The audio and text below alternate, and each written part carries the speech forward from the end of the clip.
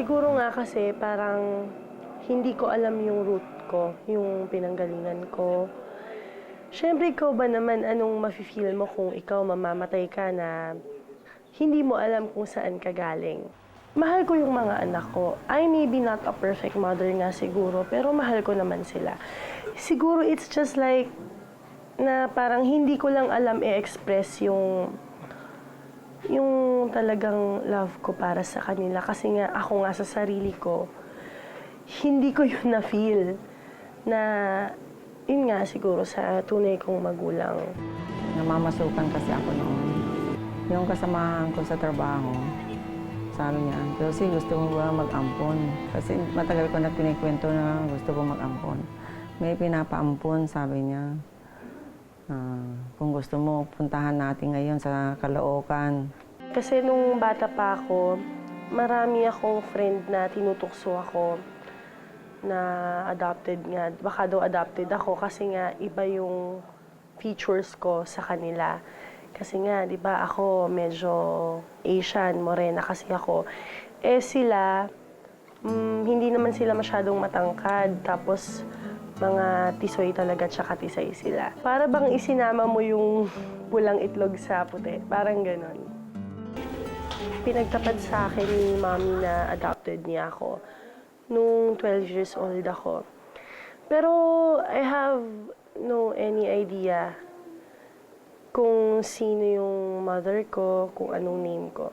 Ngayon ko lang siya nalaman nitong year na to. Kilala niyo po ba tong litrato na to? No?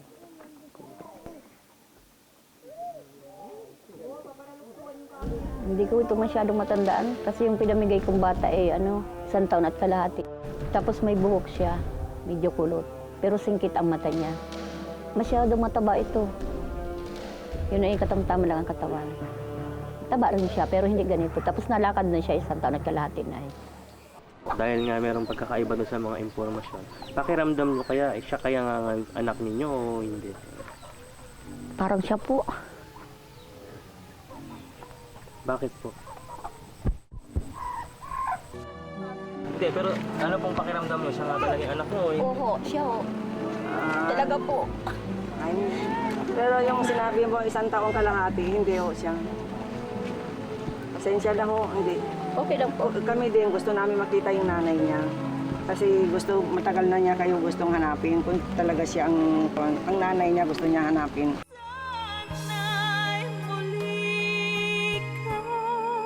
Ano ang pakiramdam ng maibenta ng sarili mong ina? Si Cherilyn, magpahanggang ngayon, hindi matanggap na kapalit ng maliit na halaga, ibinenta siya ng sarili niyang dugot laman. Gayunpaman, patuloy ang kanyang paghahanap sa taong nagluwal sa kanya. Sa unang tingin, tila dalagang-dalaga pa ang 22 anyos na si Joanna. Pero ang totoo niyan, ina na siya hindi lang ng isa kundi ng dalawang cute na mga chikiting. Masaya man siya sa piling ng mga ito, sadya pa rin daw may kulang.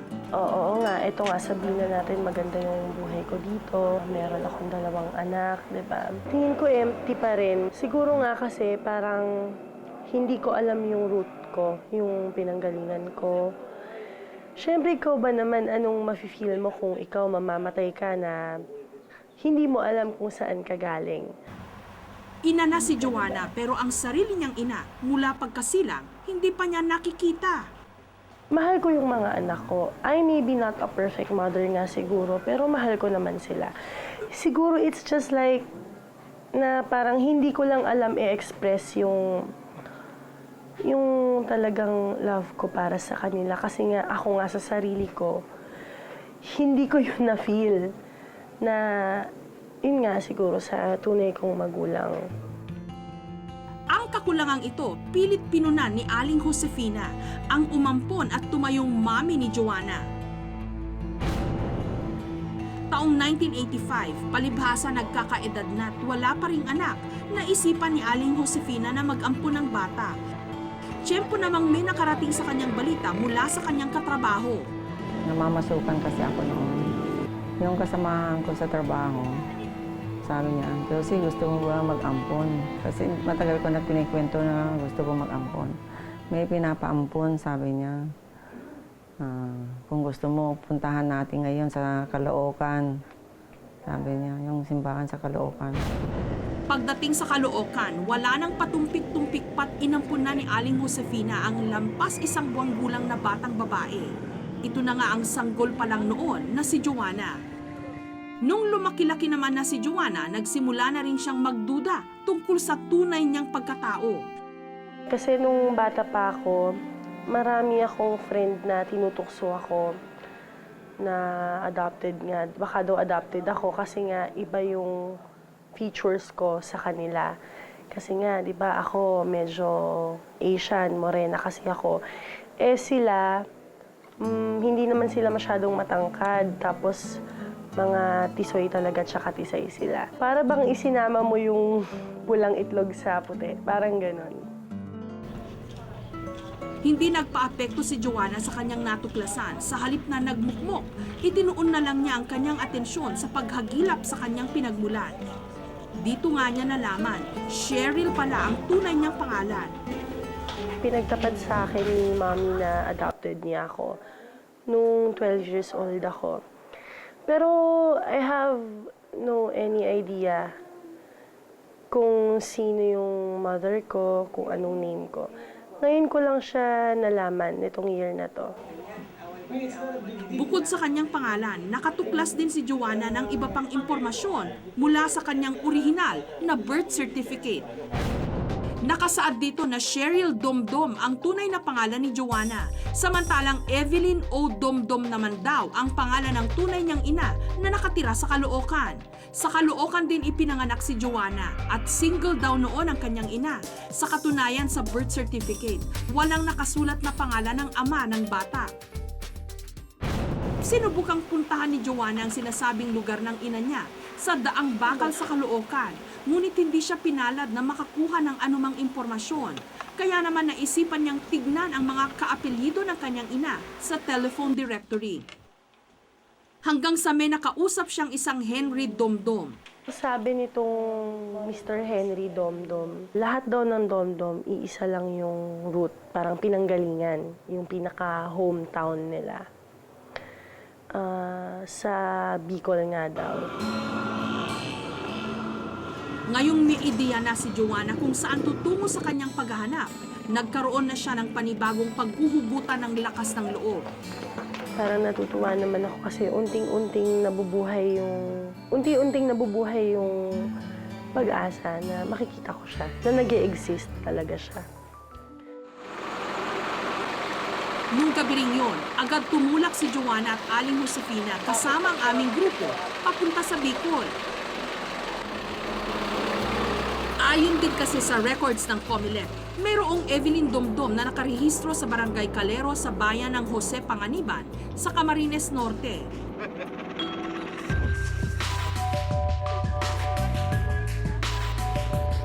Umaga na nung narating namin ang aming destinasyon.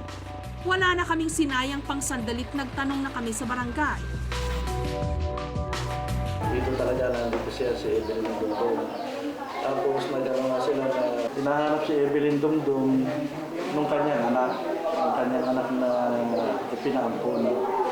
Pero hindi pa naman sigurado kung yun lang ang sinasabi na si Evelyn Domdom, siya na mismo yung tunay na anak ni Jonah.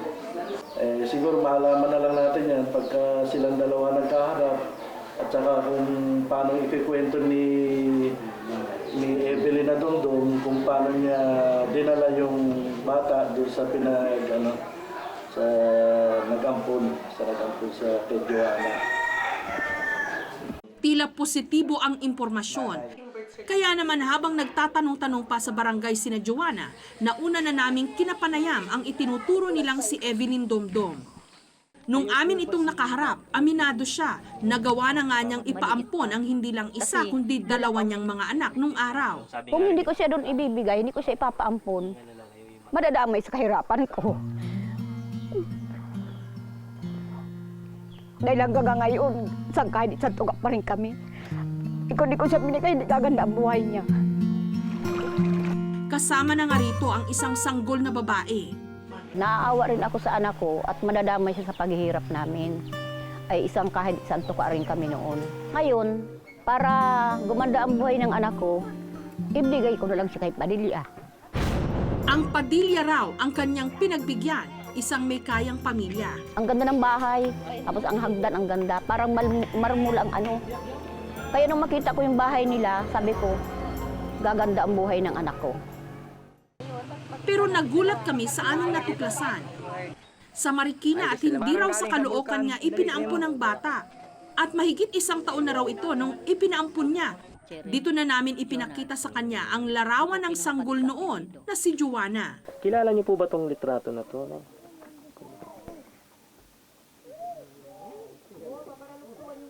Hindi ko ito masyadong matandaan kasi yung pinamigay kong bata 1 taon at kalahati. Tapos may buhok siya, medyo kulot, pero singkit ang mata niya. Masyadong mataba ito. Yun ay katamtama lang ang katawan. Taba rin siya, pero hindi ganito. Tapos nalakad na siya 1 taon at kalahati na. Evelyn Domdom nga ang kanyang pangalan. Pero iba naman pala ang pangalan na ipinaampun niyang anak. Sherilyn daw at hindi Cheryl. Cheryl Meneses Aranel. Kasi yung apelido ng tatay niya nung namatay, Aranel Meneses yun ay. Oh. So ang dala niya pong apelido, Aranel Meneses. Oo.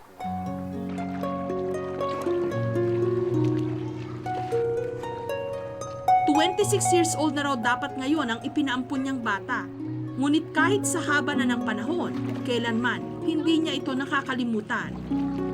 Masakit. Tapos hindi naman laging ikaw masaya. Siyempre may isip mo rin. Ang may isip mo yan, kung sama-sama sila walang problema. Kaya lang hindi ko siya binigay. Papa, damay din sa hirap namin. Hindi siya makakapag-aral.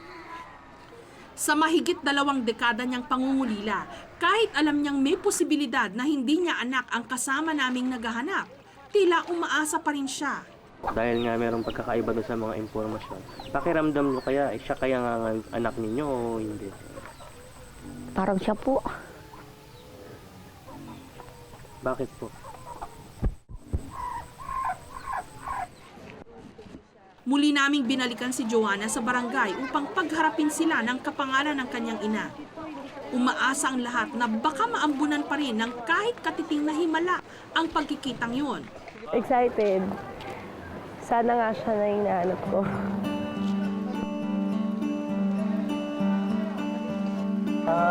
Ito po yung si Mrs. Evelyn Dumdum na sinasabi magpaampon dito kay Joanna.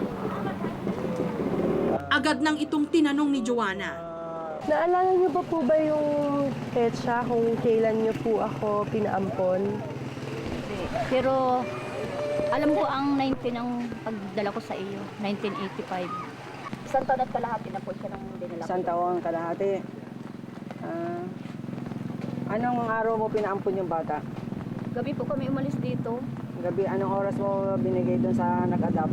Pagdating po namin doon sa Marikina, Hindi siya. Sigurado ka sa Marikina mo pinaampun yung bata? oo. Doon po Ano? sa Juan Padilla. Ay, hindi po ako. Hindi siya. Si Aling Evelyn, tila di pa rin papatalo. Hindi, pero ano pong pakiramdam niyo? Siya nga ba naging anak niyo? Oo, siya ho. Talaga po. Ay, pero yung sinabi mo 1 taong kalahati, hindi ho siya. Pasensya lang ho, hindi. Okay lang po. Kami din, gusto namin makita yung nanay niya.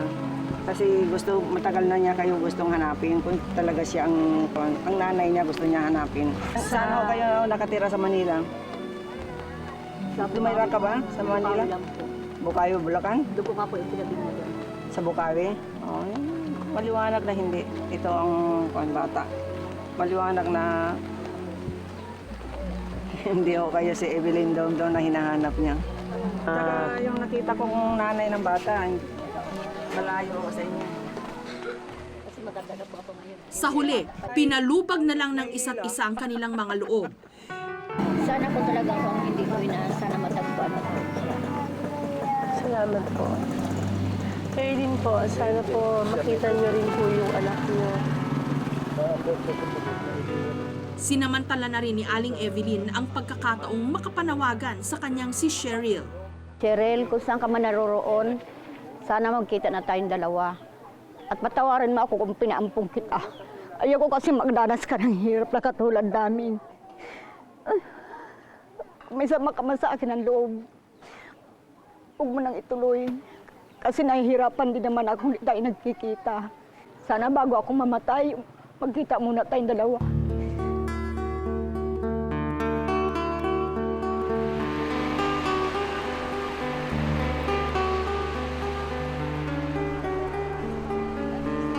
Hindi man nakita ni Joanna ang hinahanap niyang ina, tila nakontento naman siya at kahit papaano, masasabi niyang nasimulan na niya ang kanyang paghahanap.